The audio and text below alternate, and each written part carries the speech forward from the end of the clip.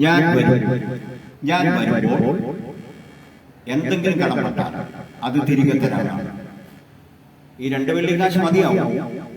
അധികം നമ്മിൽ പലരും അധികം ചെലവിടാൻ മടിക്കുന്നവരാണ്. ഓരോ ദിവസവും ഈ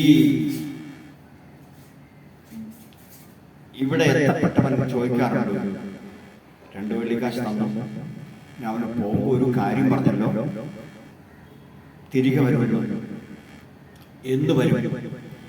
ഇവന് പറയാനുള്ള ഒരു മറുപടി, നിന്റെ യജമാനൻ, നിന്നെ രക്ഷിച്ചവൻ തിരികെ വരും. നിനക്കും എനിക്കും അത് പ്രയോജനമാണ്. കാരണം നിന്നെ ഞാൻ അത്രയധികം സ്നേഹിക്കുന്നു. നിന്നെ ഏൽപ്പിച്ചവൻ അത്രയ്ക്ക് എനിക്ക് വേണ്ടപ്പെട്ടവനാണ്. നമ്മുടെ ഓരോരുത്തരെയും ജീവിതത്തിൽ പ്രിയ സുഹൃത്തുക്കളെ, രക്ഷിക്കപ്പെട്ട ഓരോ ദൈവപൈതലും വളരെ വിലപ്പെട്ടവർ. രക്ഷിക്കപ്പെട്ടവർ ദൈവസഭയുടെ അവൻ രക്ഷിക്കപ്പെടുന്നവരെ ദിനംപ്രതി സഭയോട് ചേർത്തുകൊണ്ടിരുന്നു. അങ്ങനെയാണെങ്കിൽ ദൈവമാണ് ചേർക്കുന്നത്, കർത്താവാണ് നമുക്ക് വേണ്ടി ജീവനെ തന്നത്, കർത്താവാണ് ചെലവഴിക്കുന്നത് മുഴുവനും. അവനാണ് പറഞ്ഞത് തിരികെ വരാൻ. അപ്പൊ ഇതാണ് കാര്യം. അപ്പൊ നമ്മളെ തേടി വന്നു, അല്ലെങ്കിൽ തേടി വന്നു നമ്മളെ ഇഷ്ടപ്പെട്ടു. നമ്മളെ ഇഷ്ടപ്പെടാത്തവരുണ്ടായിരുന്നു, അവർ നമ്മളെ കടന്നു പോയി. രക്ഷ എന്നതിന് നമ്മൾ കൊടുക്കുന്ന മൂല്യം, നമ്മളുടെ കാഴ്ചപ്പാടെന്ന് പറയുന്നത് മതം മാറുക എന്ന മുദ്രാവാക്യം വിളിക്കുന്നവരുണ്ട്. മാനസാന്തരം എന്ന് പറയുന്നത് അങ്ങോട്ട് പോയിക്കൊണ്ടിരുന്നു, പാപ വഴിയെ പോയിക്കൊണ്ടിരുന്നു, നേരെ തിരിഞ്ഞു നടക്കുക, തിരിഞ്ഞ് ചിന്തിക്കുക. ആ പോയ വഴി പാപത്തിന്റെ വഴിയായിരുന്നു. തിരിഞ്ഞു ചിന്തിക്കുക, തിരിഞ്ഞു നടക്കുക, ലോകത്തിന് അഭിമുഖമായിട്ട് പോയിക്കൊണ്ടിരുന്നു. ദൈവത്തിന് വേണ്ടി തിരിഞ്ഞ് നടക്കുന്നതാണ് മാനസാന്തരം. ഒരുവൻ മാനസാന്തരപ്പെടുമ്പോൾ അവനെ ഇഷ്ടപ്പെട്ടൊരു കർത്താവ്. അപ്പൊ എവിടെ വെച്ചാണ് നമ്മളെ കണ്ടുമുട്ടിയത്? ക്രൂശിനരികെ നമ്മളെ എത്തിക്കുവാൻ ആ ചോര കൊണ്ട് നമ്മളെ കഴുകി നമ്മളെ ശുദ്ധീകരിച്ചു. അപ്പൊ അവൻ നമ്മെ കണ്ടു, ഇഷ്ടപ്പെട്ടു, കൃപയും കൃപാവരങ്ങളും തന്നു. യെഹെസ്കേൽ പ്രവചനം 16-ാം അധ്യായം വായിക്കും. വേണ്ടതെല്ലാം നമ്മളെ അണിയിപ്പിച്ചു. മണവാളൻ തലപ്പാവ് അണിയുന്നത് പോലെയും മണവാട്ടി ആഭരണങ്ങളാൽ തന്നെത്താൻ അലങ്കരിക്കുന്നത് പോലെയും അവൻ നമ്മെ രക്ഷാവസ്ത്രം ധരിപ്പിച്ചു, നീതി എന്ന അങ്കി ഇടിവിച്ചു. ഇനി അവൻ എന്റെ വായിൽ പുതിയൊരു പാട്ട് തന്നു. ആ പാട്ടാണ് നമുക്ക് പാടേണ്ടത്. അവനെ കുറിച്ചാണ് പ്രസംഗിക്കേണ്ടത്. അവൻ ചെയ്ത നന്മകളെ കുറിച്ചാണ് നമ്മൾ പറയേണ്ടത്. അവൻ ചെയ്ത ഉപകാരങ്ങളെ കുറിച്ച് വർണ്ണിക്കും തോറും നമുക്ക് പ്രത്യാശ വർദ്ധിക്കുക. അവൻ ആരെ ചൂണ്ടിക്കാണിച്ചുവോ അവനാണ് പിതാവ്. അവനാണ് ദൈവസഭയെ സ്ഥാപിച്ചത്.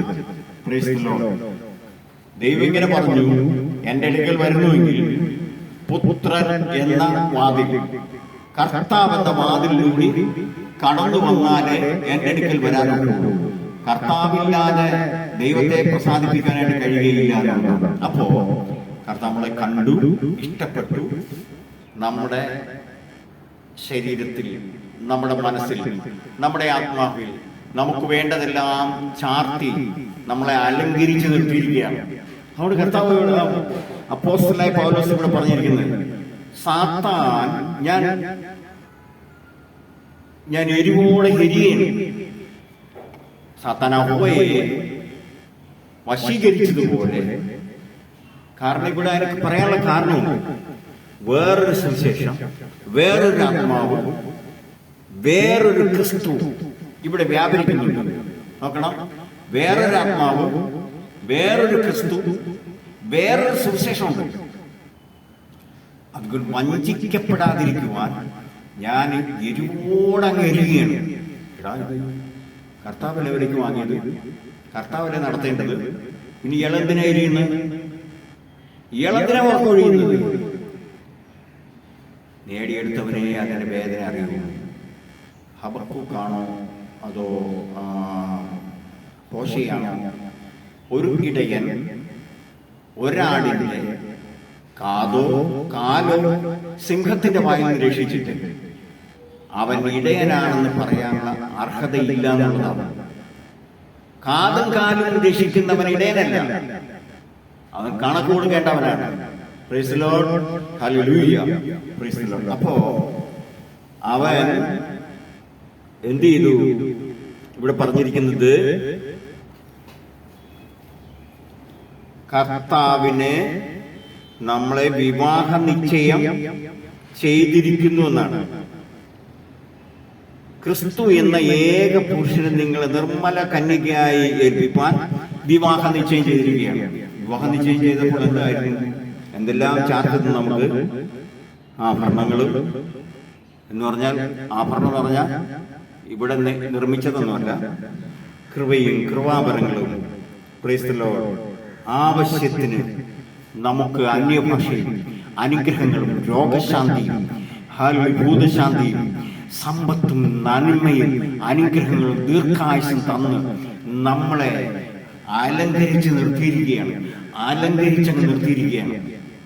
എന്തിനു വേണ്ടി? ക്രിസ്തു എന്ന ഏകപുരുഷൻ. ഞാൻ ഒരു വാക്ക് സൂചിപ്പിക്കാൻ ആഗ്രഹിക്കുന്നു. Praise the Lord. ഇസഹാക്ക് റിബേക്ക തമ്മിൽ കൂട്ടിമുട്ടി. Price the Lord. അവിടെ ഉണ്ടായിരുന്ന വസ്ത്രങ്ങളല്ല അവൾ ഉടുത്തോണ്ട് വന്നത്. ഇസഹാക്ക് അല്ലെങ്കിൽ ഇസഹാക്കിന് വേണ്ടി പ്രൈസ് ദി ലോർഡ് അബ്രഹാം കൊടുത്തയച്ച